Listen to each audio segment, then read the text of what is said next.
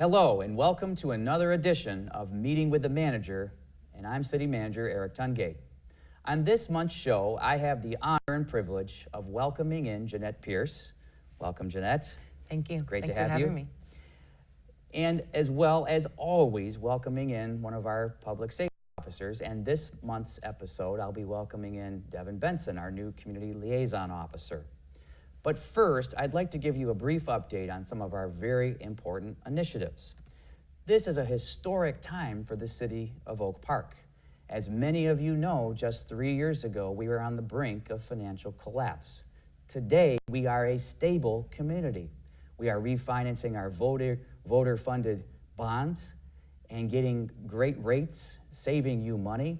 And we are looking at all of our operations for all of our departments to find cost savings and efficiencies. Those initiatives will continue on at least for as long as I'm the city manager, and we will continue to look for every opportunity to attract new businesses and help redevelop the ones that we already have. So with that said, I'd like to turn it over now to Jeanette Pierce. So Jeanette, welcome to the show. Thank you. Thanks again. I'm just excited to be here. Well, we're excited to have you here. You've done some amazing things in the city of Detroit, and for a lot of our viewers and a lot of our residents and visitors and business owners, they see these things happening in the media. They're not sure, who's behind some of these things. So first, I would really like you to tell us a little bit about your own background, how you arrived at what you're doing today, and so forth. Absolutely. So I'm a lifelong Detroiter. So I've never not lived in the city proper. And I grew up on the far east side of the city, East Warren, East Outer Drive neighborhood. East English Village is kind of the more well-known spot over there. And we were really engaged in the city. And we, as a family, spent lots of times at the parade and the fireworks and baseball games, but also just going into the city, going into different areas to volunteer. And I thought I really knew Detroit, and I did.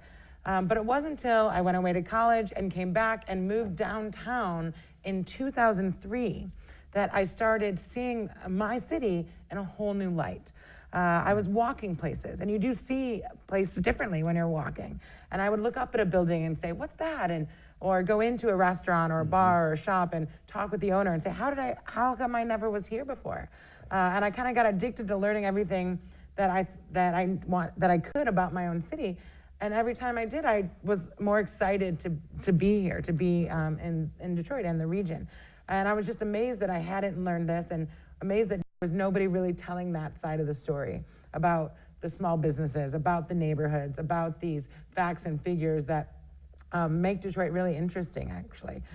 So I didn't know anything about business. I didn't know anything about running a nonprofit, but I knew that other people needed to know this side of Detroit. So a friend and I started a little grassroots nonprofit in January of 2006. So 9 years ago now. Yeah, wow.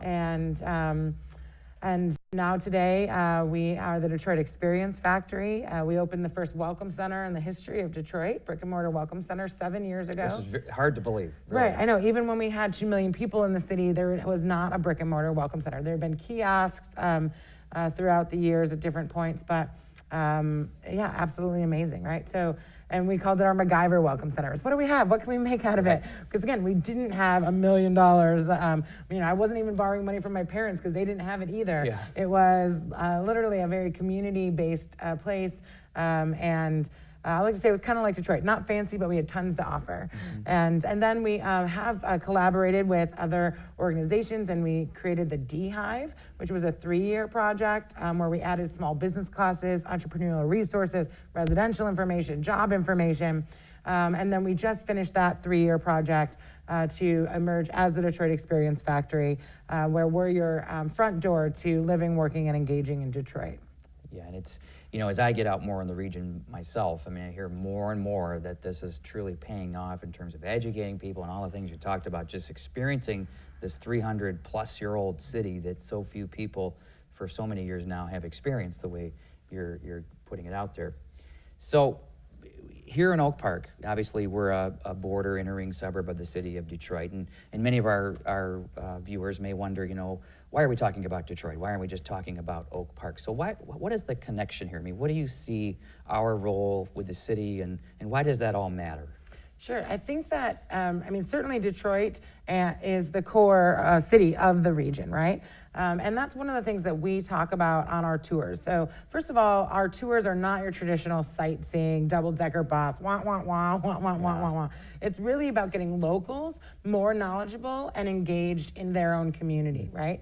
And so one of the things that we talk about is about just our history of how we ended up with so many small communities with their own governments and things like that. So we sometimes don't realize that that other cities have done things differently, or and so we try to provide that context. So for example, in Michigan and in Detroit in 1909, they passed the Home Rule Act, right, which allowed for villages and townships and cities to be autonomous, to tax themselves, to not be annexed into a city unless they voted to do so. That's not inherently, there's nothing wrong with that. The auto industry did use it a little bit to their purposes, right? Build a plant and draw a circle, and then it's a 2 square mile place that is like Highland Park, which is 2.7 square miles, completely surrounded by the city of Detroit. Dearborn, Inkster, and we kind of just spread and grew and drew these lines. But in other cities, they would just be a neighborhood of the larger city, right? So we ended up with, I think we're at 131 different municipalities, of which Oak Park is one, and half of them are 5 square miles or under, of which Oak Park is in that category as well. And so this idea historically of being separate is what we're really looking towards now, is moving forward as a region, and that we're all in this together, and that the assets that we have in the city, in the suburbs, in Oak Park, in Detroit, are assets that we can all use regardless of those boundaries. And that people that are moving here or visitors, they don't see these boundaries. They don't know that they just crossed 8 Mile necessarily, and now it's a whole other city. Or the 5 gross points, and how that there's, so very separate and such things like that. So I think that thinking of it as a region, acting as a region, but a big part of that is knowing each other, knowing the assets and the challenges that we face as a region together, and working on the solutions together as well. And I was going to have you elaborate a little bit on something you said, which is, we have this whole group of shared assets, as we call them. And so as you meet with international visitors probably daily, and people from all over, everywhere, what do you see, what do they say to you in terms of our deficiencies? I mean, we do have a whole bunch of government entities, all with, except for the townships, all with home rule capacities. But what are they saying to you? Is it a transit issue? Is it blight? I mean, what are the issues they're bringing to your attention? Well, first of all, I think that people who are coming to Detroit for the first time are actually really pleasantly surprised, because we have so many assets that historically have not been talked about. And even now, the headlines are all bankruptcy, and the abandoned buildings. But that is just a small part of Detroit and the region, right? And so they come, and if they come to downtown especially, they're seeing a lot of this construction and new restaurants and shops and places, and we're at 99% occupancy down there. But certainly they might also visit the Henry Ford Museum and love that as an asset, and again, not realize that it's really a separate city. So I think that one of the things, though, is the transit, which is partially the issues we have with transit, I think, are partially because of this 131 different municipalities, right? So just to go up Woodward from the river to Pontiac, it's 27 miles and 12 different municipalities. Right. And then the idea that 50 of our suburban communities have opted out of having bus service at all in their community. So this piecemeal way of doing it is not really working super well, especially on the transit or the housing piece too. I think those are the big parts. When you have not a regional conversation around these things historically, and you have competition where I'm going to build more houses. No, we're going to build more houses, and we built more houses than we had people. About 60,000 houses in the region. Right? And so that affects Detroit, that affects Oak Park, because if you keep building more houses and there aren't people, then it just becomes a shell game. Farther and farther out. And then there's empty houses somewhere, regardless of anything going right or wrong, or the auto industry or that type of stuff. Sure.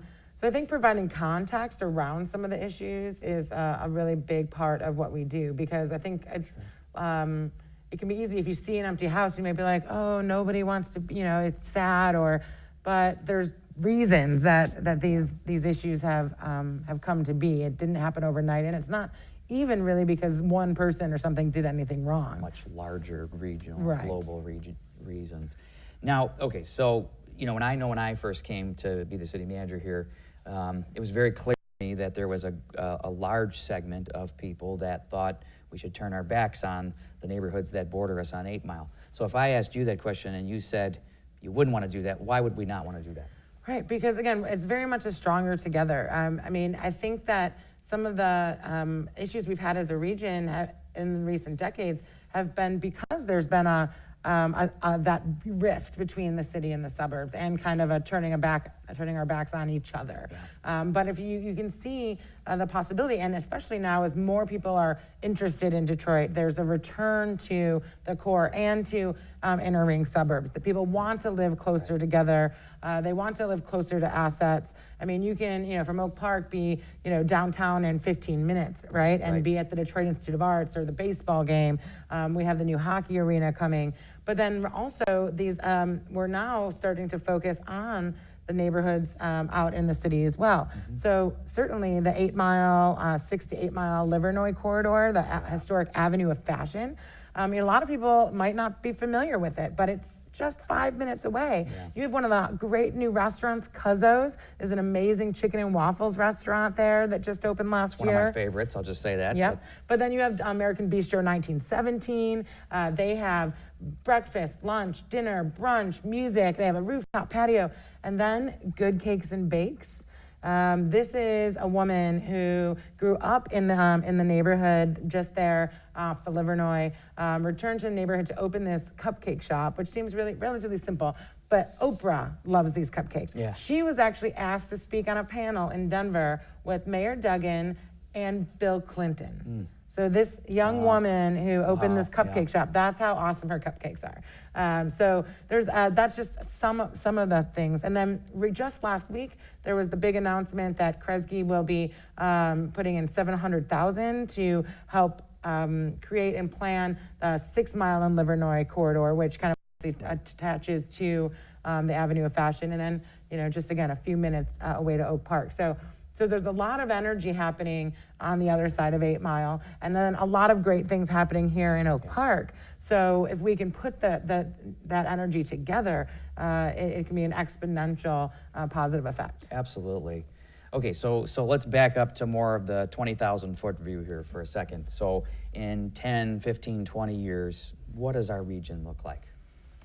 Yeah, I think that we will have a completely growing core, right? So we talk in the downtown. So we talk about 7.2 square miles was a report that we helped work on that came out a few years ago, and we came up with the 7.2 as a name for this greater downtown. But we're already talking about that the next time that report happens, there's a lot more that is going to be included in that. And then again, the neighborhoods, that's been the part that a lot of people think have been being left out, but there's actually been a lot of investment. There's a lot of small businesses, entrepreneurship, the Motor City Match program to really fill a lot of these retail spaces.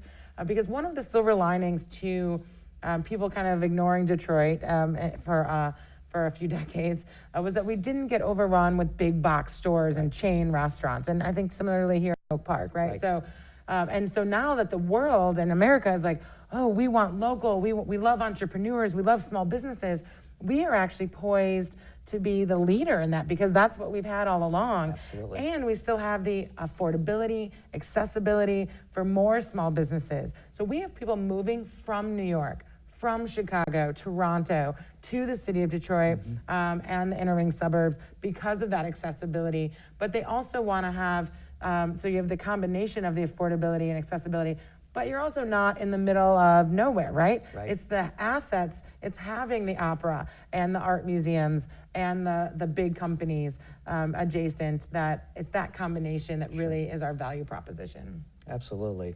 All right, so now I want to talk a little bit personal here. So you've received tons and tons of accolades for all of the great things that you've done. Congratulations for a lot of those things. It's wonderful to see that. Where do you see yourself in 10, 15, 20 years? That's a great question. You know, it's amazing. I was able to take what I love to do and make it a job and have a positive impact on my community, right? I mean, I'm living the dream right now. 9 years ago when we started this, who knew what was gonna happen? Right. You know, 7 years ago when I quit my day job to do this full time and, you know, had no money, but just was loving what I was doing. But to now having 5 full-time staff, 15 part-time staff, we've taken over 50,000 people around Detroit to show them and get them connected to the people, places, and projects in the city. So I think for me, actually, is helping other cities tell their story. We actually, believe it or not, had the city of Chicago has reached out to us, to me, to help them do what we've done. And obviously probably not in downtown, but to help their neighborhoods. And again, these are neighborhoods that, you know, Oak Park would be that kind of place, right? You know, is there an Oak Park tour, right? Can we get people, you know, now that we're gonna have some, maybe a bar or two or whatever, we could do some entertainment tours here. And Grand Rapids, St. Paul, Akron, Ohio. These are people that have already reached out to us. Because again, the idea of tour does not need to be about tourism. Certainly we love helping tourists and we do get visitors from all over. But locals knowing about their own small businesses, their own issues, and even the challenges in their community. Effect, yeah. Because one of the things that I'm excited that I hope to grow, you know, over the next years is what we call volunteers. It's great to volunteer. But a lot of times you can pop into a neighborhood or, you know, you're packing food and but what is hunger? And what is this neighborhood that I'm in? Or what is this issue? And how did we get here to empty land or, you know, that we're planting trees in? And really providing that deeper level context that affects policy. You know, so that's kind of where I'm looking forward to move. We've taken Senator Gary Peters around, Congresswoman Brenda Lawrence just in the last couple months. And Japanese consulate and some other folks. And I look forward to really helping the region come together by seeing the assets that we have as a region and that are in the city, and becoming a destination for anyone who's looking to be a part of something bigger. And I think that's what I'm most excited about. So no politics in your future or anything like that? You know, I can't, if I had a dime for every time somebody suggested I run for mayor or something, I'd probably be able to fund that campaign. Yeah. You know, it's definitely not an aspiration, though I'm kind of smart enough to never say never. I don't know what's going to happen in 5 or 10 or 20 years. Sure. And certainly in the city of Detroit, now that we have council by districts, you know, it seems maybe a little bit more plausible, I guess, and something that, or like you could really see the impact that that you could have in a specific district. But I feel like I'm really getting an opportunity to make the impact right now, and the way I kind of sum up this is what I want everybody to know is when people say, why Detroit? Why would you want to visit? Why would you want to live near it? Why would you want to work with them? You know, the answer is that we do have all these big city amenities. We have the second largest theater district in the entire country, 13,000 theater seats in a 2-block radius. We have 3 major sports stadiums. And I think sometimes we take that for granted because we have them, but many cities either don't have them, or if they do, they're very spread out. And I can walk to all of them, right? And we're about to get a new hockey arena, which even closer to our other stadiums. We have 300 bars and restaurants in downtown. And that's Cuban, German, Thai, Greek, rock and roll, jazz, cheap beer, good beer, like a very wide spectrum.